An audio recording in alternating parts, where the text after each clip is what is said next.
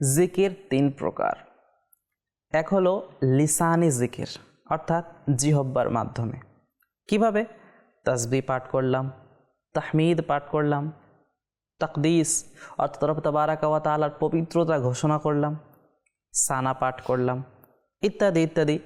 ঠিক তেমনইভাবে খুতবা পাঠ করলাম, তাওবা, ইস্তেগফার, দোয়া ইত্যাদি। এগুলো সব কিছুই জিকিরের অন্তর্ভুক্ত।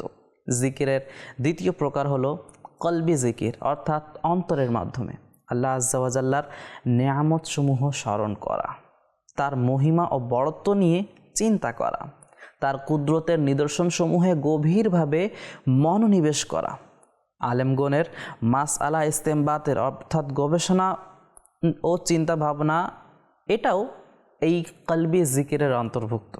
মাদানী চ্যানেলের দর্শকবৃন্দ, রব তাবারাকা ওয়া তাআলার মহিমা ও বড়ত্ব নিয়ে চিন্তা ভাবনা করা, এটাও যেহেতু মানুষের চিন্তা ভাবনা করার স্থান হচ্ছে কলব, দিল, তো আমরা যেই দ্বিতীয় প্রকার শ্রবণ করলাম কলবি জিকির, তো আমরা চাইলে রব তাবারাকা ওয়া তাআলার জিকির স্মরণ এভাবেও করতে পারি। ঠিক তেমনইভাবে তিনি রহমতুল্লাহি আলাইহি ইরশাদ করছেন যে জিকিরের 3 নম্বর যেই প্রকারটি, সেটা হলো বিল জাওয়ারিহ, অর্থাৎ অঙ্গ প্রত্যঙ্গের মাধ্যমে জিকির করা।